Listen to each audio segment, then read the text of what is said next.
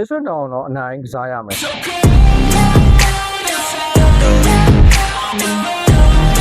ဟုတ်ပါတယ်ကျွန်တော်ရတဲ့သတင်းအနေနဲ့ပရီးမီးယားလိပွဲစဉ်နဲ့ဖြစ်နောက်ထပ်တန်းတက်အသင်းသတင်းဖြစ်တဲ့အဆွတ်တောင်အသင်းနဲ့အချိန်မှကစားရမယ်ပရီးမီးယားလိပွဲဥထမှာတန်းတက်အသင်းဖြစ်တဲ့ခူးစီးသင်းကို2-0ဆိုတဲ့ရလဒ်နဲ့ရှယ်ကွဲရှုံးနေခဲ့ပြီးအခုကံရမယ့်ပွဲကအိမ်ကွင်းဥထဖို့မှာကံရမယ်ဗျာဒီပွဲစဉ်တော့မိုက်ကယ်ကာရီအနေနဲ့မဖြစ်မနေနိုင်ပွဲရအောင်ယူပေးတဲ့နဲ့သူ့အနေနဲ့ဘာစင်ကြေမှပေးလို့မရတော့ဘူးဗျလူနာတာတို့လူမရှိတာတို့ဒါမျိုးစင်ကြေပေးနေဖို့မလိုအပ်တော့ဘူးတကယ်လို့မိုက်ကယ်ကာရီအနေနဲ့ဒီပွဲစဉ်မှာအနိုင်ချလက်မဟုတ်ပဲတည်ရလက်နောက်မှရှုံးနေခဲ့ရင်သူ့ရဲ့နီးပြရာလူကလောက်ခတ်လာမယ်လို့ကျွန်တော်ထင်တယ်โอเคဒီပွဲစဉ်တော့အောက်တိုဘာ30ရက်နေ့ည7:00နာရီမှာယူနိုက်တက်ရဲ့အိမ်ဝင်ဖြစ်တဲ့အိုးဒဖို့မှာရှင်းပြကစားရမယ်။ကိုယ်နဲ့တိုင်းဖြင့်ခရစ်ပေါ်ဆန်ကတာဝန်ယူမယ်လို့သိရတယ်။ဒါဆိုတော့ဒီပွဲစဉ်မှာဘယ်လိုရလဒ်တွေထွက်ပေါ်လာမလဲဆိုတော့ပွဲကြိုသုံးသက်ချက်တွေနဲ့ခံမှန်းပေးသွားမှာပါ။ပေါင်စုံရဲ့နှစ်သိန်းစလုံးရဲ့ထိပ်တိုက်တွေ့ဆုံမှုကိုကြည့်မယ်ဆိုရင်ကျွန်တော်ရတဲ့အသင်းနဲ့အစ္စရေးအသင်းနဲ့စုစုပေါင်း3ချိန်တွေ့ခဲ့တယ်ဗျ။အဲဒီ3ချိန်မှာယူနိုက်တက်က2ချိန်နိုင်ရရှိခဲ့ပြီးတော့တစ်ချိန်တည်ကြတာလေ။ဒီထိပ်တိုက်တွေ့ဆုံမှုရတော့ကျွန်တော်အနေနဲ့တော်တော်လေးကိုဒီပွဲစဉ်မှာနိုင်ရရှိဖို့အခြေအနေကောင်းနေတော့တွေ့ရတယ်။ဒီ2024-25ပရီးမီးယားလိပွဲစဉ်ဖြစ်ရှင်မန်ကစားခဲ့တဲ့ပွဲမှာတော့ကျွန်တော်ရတဲ့အသင်းကအစ္စရေးတောင်အသင်းကို2-3ဆိုတဲ့ရလဒ်နဲ့အနိုင်ယူခဲ့တာကိုတွေ့ရတယ်။အစ္စရေးတောင်အသင်းကတန်းတက်အသင်းဆိုပေမဲ့အရင်က short တက်လို့မရဘူး။သူတို့အနေနဲ့ဒီနှစ်ဘောလုံးရသည်မှာပွဲစဉ်2ပွဲကစားပြီးသွားပြီ။ပရီးမီးယားလိအဖွင့်ပွဲစဉ်ဖြစ်သူတို့ရဲ့အိမ်ကွင်းမှာဆန်ဒါလန်အသင်းကို2-0နဲ့အနိုင်ရရှိခဲ့တယ်လို့ဂျာယက်မှာကန်တဲ့ကာရာဘောင်းကပ်မှာလည်းအစတာအသင်းကို3-1ဆိုတဲ့ဂျာလက်နဲ့အနိုင်ရရှိတာကိုတွေ့ရတယ်။နှစ်ပွဲဆက်နိုင်ပွဲရတာကြောင့်သူတို့အနေနဲ့စိတ်သက်လုံးဝတက်ကြနေမှသိချတယ်။အစ္စရေးတောင်နဲ့ကန်မဲ့ပွဲစဉ်ကလည်းကျွန်တော်တို့ယူနိုက်တက်အသင်းတို့ခဲတဲ့ပွဲစဉ်တစ်ပွဲဖြစ်လာမှာပါ။ဘောင်းစဉ်နဲ့ကျွန်တော်ယူနိုက်တက်အသင်းရဲ့ပွဲထက်ဆင်းရဲကိုခံမှန်းကြည့်အောင်ဗျာ။ဘိုးသမားတွေကတော့ဆန်နီလန်မန်ပဲတော့အောင်ပါပါ။ဦးစီးရဲ့ပွဲစဉ်မှာလည်းသူ့အနေနဲ့ကောက်ွယ်မှုတွေပြုလုပ်ပြီးနိုင်ခဲ့လို့သာကျွန်တော်တို့အနေနဲ့2-0လောက်နဲ့ပဲရှုံးနေခဲ့တာပါမဟုတ်ရင်3-4ရှုံးသွားနိုင်တယ်အားကြောင့်ဂိုးသမားကတော့ဆန်နီလန်မန်ပဲကျင်းနေပေါ်ထွက်လာမယ်အညာစွန်နောက်ခံလူနေရာမှာတော့ဒီကိုဒါတော့ပေါ်ထွက်လာမလားဆိုတော့ကတော့နေစိတ်ဝင်စားဖို့ကောင်းနေတယ်ဗျမစရာရီအနေနဲ့ဦးစီးရဲ့ပွဲမှာပါဝင်ကစားခဲ့ရဆိုပေမဲ့ဒီရင်ခြေစွမ်းပြသနိုင်တာမျိုးမတွေ့ရဘူးဒါကြောင့်ဒီပွဲစဉ်မှာ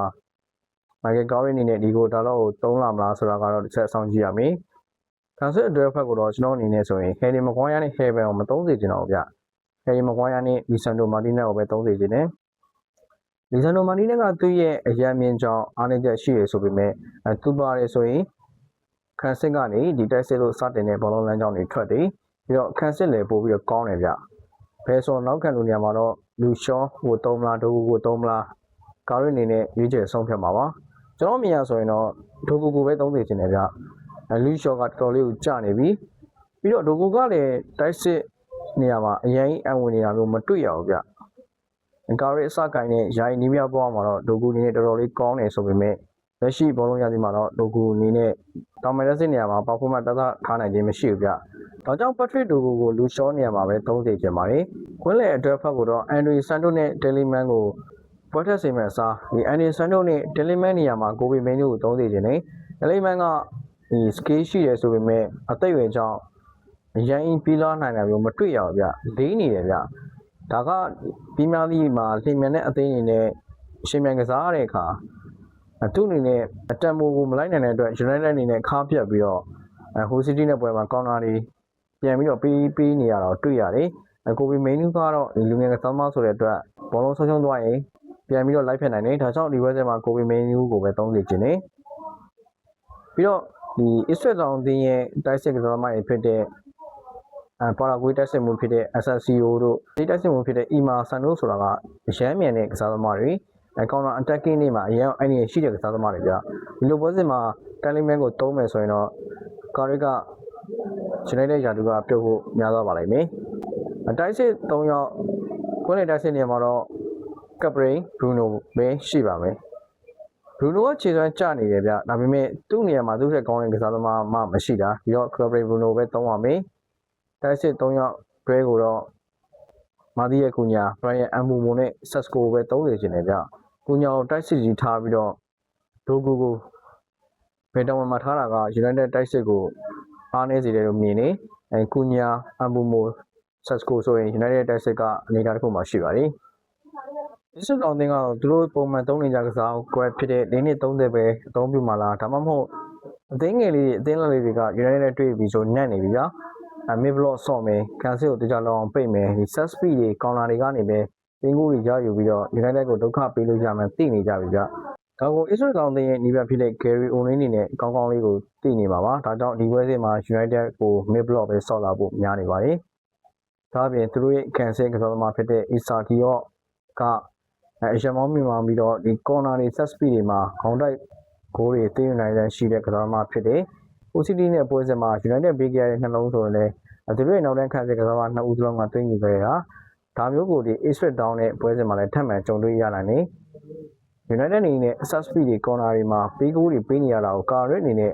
အများဆုံးဖြည့်ရှင်းမှသာကျွန်တော်အနေနဲ့လိုချင်တဲ့ရလဒ်တွေရရှိမှာပဲဖြစ်ပါတယ်ဒီပွဲစဉ်ကိုဘူကီနီနဲ့ဂျေးဘလိုဖောက်တာလည်းကြည့်ရမယ်ဆိုရင်တော့ United အနိုင်အတွက် 1.4 ဖောက်ထားပြီးတော့ဒီအတွက်ကတော့5ဆဖောက်ထားပြီးတော့ Israel Down အနိုင်အတွက်က9ဆတော့ဖောက်ထားတော့တွေ့ရတယ်ကြေးတွေကတော့ကြေးတွေပါပဲဗျတကယ်ကန်တဲ့အခါမှာလည်း OCD နဲ့ပွဲစဉ်ကဆိုရင် United ဒီလိုမျိုးကြေးမျိုးပေါက်ခဲ့ပေမဲ့လည်းရှုံးနေသွားခဲ့တယ်ဗျဒီပွဲစဉ်ကတော့အင်္ဂလိပ်အုပ်ထွက်ဖို့ဖြစ်နေတာကြောင့်ကျွန်တော်ရွေးရတဲ့အနေနဲ့နိုင်ပွဲမရခဲ့ရင်တော့မှတီပွဲတော့ရှားတင်တယ်လို့မြင်နေကျွန်တော်မြင်ရဆိုရင်တော့ဒီပွဲစဉ်ကမဖြစ်မနေနိုင်အောင်ကန်တဲ့နေဒီလိုမှမဟုတ်တေးကြမယ်ဆိုရင် Michael Carrick အနေနဲ့ PR တွေစပြီးတော့များလာတော့မှာဗျဒီပွဲစဉ်ကိုခံမဲရမယ်ဆိုတော့ကျွန်တော်ရွေးရတဲ့အသင်းကပဲ Israel Down အသင်းကို2ဂိုးလောက်နဲ့ကက်ပြီးတော့နိုင်ရရှိသွားမယ်လို့ထင်နေ Michael Carrick အနေနဲ့လည်း United ရဲ့တရားဝင်နီးပြပထမဆုံးနိုင်ပွဲကိုရယူသွားနိုင်မယ်လို့တော်လည်းမိပါတယ်ဟုတ်ကဲ့အားလုံးကျေးဇူးတင်ပါတယ်ကျွန်တော် United ဘက်ကတပ်ပိုင်ပဲဖြစ်ပါတယ်ပိုကောင်းတဲ့ United အသင်းတင်ဆက်မှုတွေနဲ့ထပ်ပြီးတော့လာခဲ့ပါအောင်မယ်ကျွန်တော်ရဲ့ channel လေးကိုလည်း like and follow ပြုလုပ်ပေးခဲ့ပါအောင်လို့တောင်းဆိုပါရစေကဲဒါဆိုရင်တော့လင်းဝင်ညမှာရှင်မန်ကစားမဲ့ကျွန်တော် United အသင်းနဲ့ Israel Down အသင်းရဲ့ပွဲစဉ်ကို United fan တွေနဲ့အတူကြည့်ရှုအားပေးကြမယ်ဗျာ